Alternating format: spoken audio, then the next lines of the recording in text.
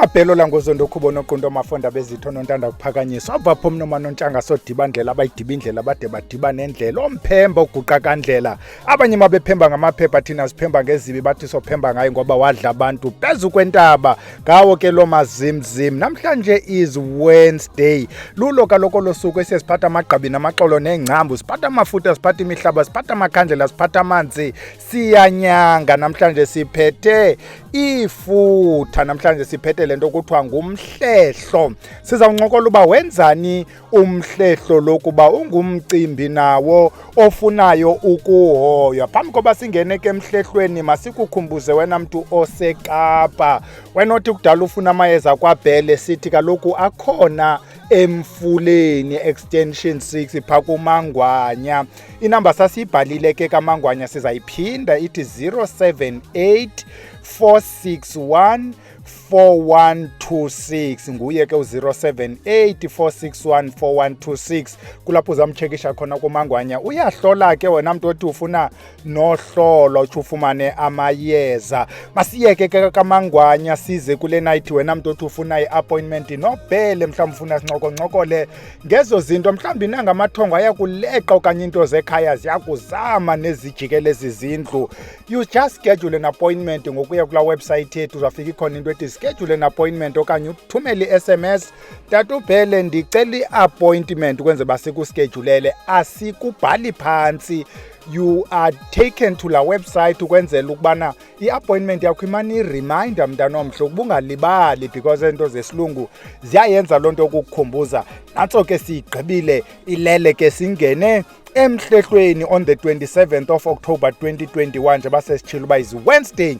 Umhlehlo yintoni ke bantu abahle? NgesiZulu bathi umhlwehlwe. Akitsibe ke kaSetswana le kaSotho ekuVietnam Afrikaans, kodwa umhlehlo yilento xa kugqiba oxhelwa loo nto ixheliweyo ithi gqi ilelo nqatha normally elisarounde ezi-internal organs. Lela nqatha ke uzawufike xa kusenziwa lento kuthiwa kuphekwa izibindi lizawudityaniswa. By the way, talk about isibindi. Yes, now we know umhlehlo, because if you go by isibindi iphuma inayo lento ilela nqatha umhlehlo. Nanko ke lo mhlehlo esithetha ngawo namhlanje ke bantu abahle nje basithetha ngomhlehlo. I don't want to be married, whether izaba ngowegusha okanye webhokhwe okanye wenkomo, mayixhomekeke kuwe. I will only specify kuloo ndawo inye. Kule ndawo yenza umsindo wam noko utsho uvuka ume ngeenyawo, andithethi ke ngowakho umsindo, meaning your approach. Ezi zinto zesintu become problematic if you become prescriptive kuthi hayi wayethe ubani, and ufumanisa uba lo bani wayethe ngumntu we-social media ozawuhamba atshintshe into zakokwenu. Masingene ke lo mhlwehlwe okanye umhlehlo.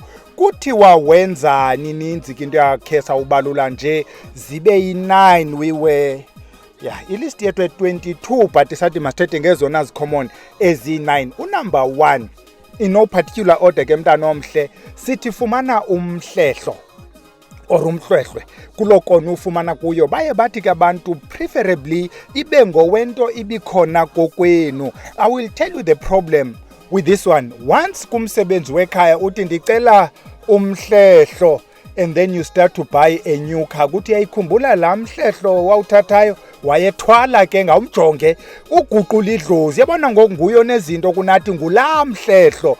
I say ke mntana omhle, unless ba you don't have problems zezinto zamakhaya, you can just go buy umhlehlo in any butchery, in any grocery store. Ufika uhamba nesibindi, ufika ungenisa uthethele njengoba sikhe sayincokola izinto ezithethelwayo. Bathi ke xa siqala kunumber 1, wena mntu onezinto ofuna ukuzicela kubantu bakokwenu, ucela umsebenzi, ucela umendo, ucela imoto, ucela indlu, uyacela mntana omhle ezo nto uzicelayo. Nawo la matyala okulandelayo uyawalandela, omnye akawalandeli kodwa uyawazi.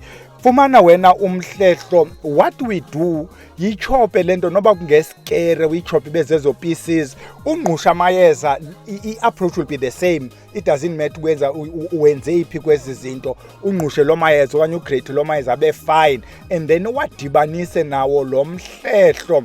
You kind of squash, kukuthiwa is to, what's the word, like umane uputyuza putyu ithi dibane lento yakokwenu. Ukuba kungumntu amayeza onento kuthiwa kusu masingangeni kakhulu, but uzawuyidibanisa lento yakokwenu kulena ku-step 1 xa sicelayo. Uzawudibanisa nempepho, udibane nomhlwazi. Funeka ufumane into ekuthiwa ngumhlwazi. You go to any herbal shop baza kunika, you mix them together nale mpepho, you make it ibhola. You either buy a charcoal okanye uzayibeka phezu kwelo zinki ucenga amawenu. Ukuba ufuna uyenza njalo, uzawuthatha lo mhlwehlwe kanye lo mhlehle udibanise nomhlwazi mamba, ubeke phezu kwempepho itshisayo, ukale kakhulu, ngqini okwaziyo ukuba ndiyayibulela into ethile, ndiyayicela into ethile, amatyala ndiyawazi, ndizawuyenza laa tika dadobawo.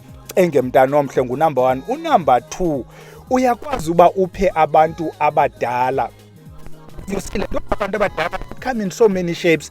The very important part yento abantu abadala is a symbolic gesture. You see, when you demonstrate kubantu bakokwenu ukuthi ndinikhathalele manyange, ndiyanithanda, omnye uzawuxhela inkomo, omnye axhela ibhokhwe, omnye uzawukwenza iladi, omnye uzawuyenza ngolo hlobo lwakhe, you just talk ukuthi andinayo le nkomo ifunwayo, ndinale bhokhwe, andinayo le bhokhwe ifunayo, ndinale nto ithile, njengoba sizawuphele sisenze eziladi nje ngezinkukhu while sisaqokelela imali zenkomo. Sithi kapha kunumber 2, upha abantu abadala, you will get umilimili ke mntana omhle, ufumana amazimba. You go to any grocery nto uye kwela cala le fruit and veg, you get eza coconut flakes, they will come zi-white, ziyenziwa ke ngabantu ababhekayo. You just mix all that, udibanise nomhlehlo wakokwenu, uyitshise lento, uphe abantu bakokwenu, ube nazo ke nezinye izinto. Uthi bantu abadala andiyilibelanga into beniyifuna, nantse endinayo, ndithi makhe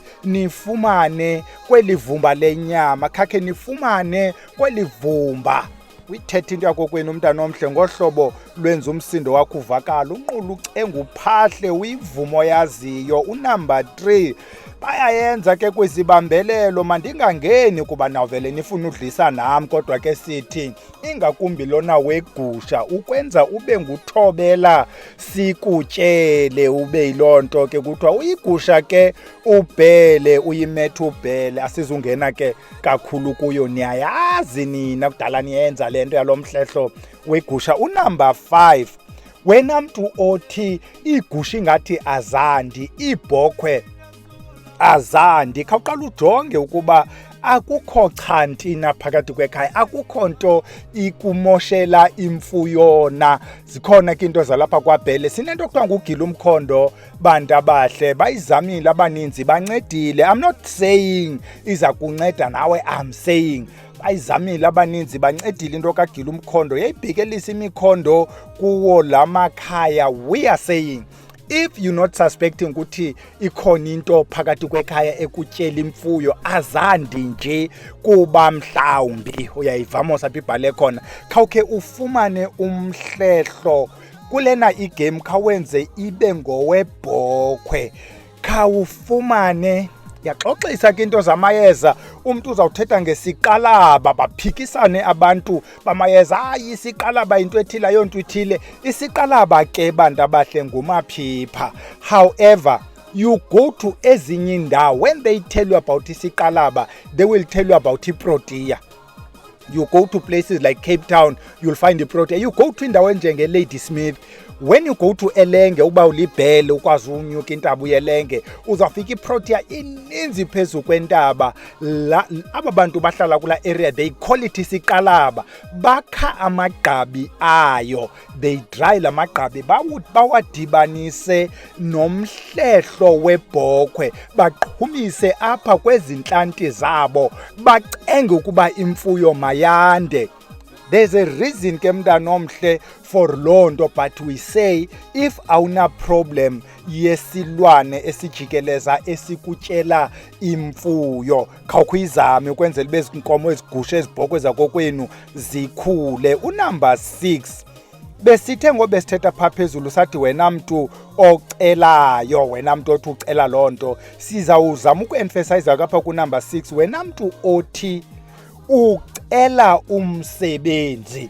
Remember, ubuninzi bethu sasiphangele kuqala, we forgot ukucela amandla ebantwini abadala ukuthi nindiphile kumsebenzi, nanku ndinawo, ndicela nindiqhube kulo msebenzi, nantsi into endibulela ngayo.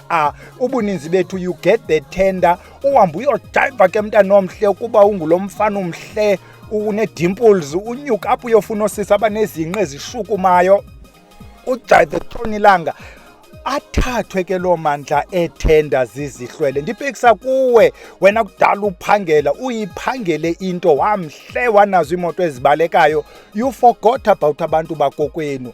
Kuba bengabantu abebekuphile nalo msebenzi, mos xa bekuphile uvele uqonda uba bubukleva bakho, hayi kaloku ndinale degree okanye ndinale ntlahla, whatever. Now when izinto go south, you now remember ukuthi akhona la manyange. Ukuba ke ubunalo ngxaki, khawuqale khupha isichitho, isimnyama, imigqwaliso. Sinayo ke loo khombo nalapha ekhaya ukukuncedisa ukukhupha ezo zinto. Uzawuthi ke xa se ugqibile uphinde ucenge abantu bakokwenu, uthi bantu abadala, ndilivile iswazi lenu litsho kabuhlungu, niyithathile bendiphe yona, ndiyacela ncenga kule game ukuthi noko andizukunibala, khanindiphe ithuba fumane itorho. Uzawutsho ke litorho olufunayo ukuba likumila kuni, khawuphinde nawe ufumane umhlehlo, khawudibanise nale nto kuthiwa yinkuphuladlozi, ufake umadlozana lo umhlophe, ufake impepho.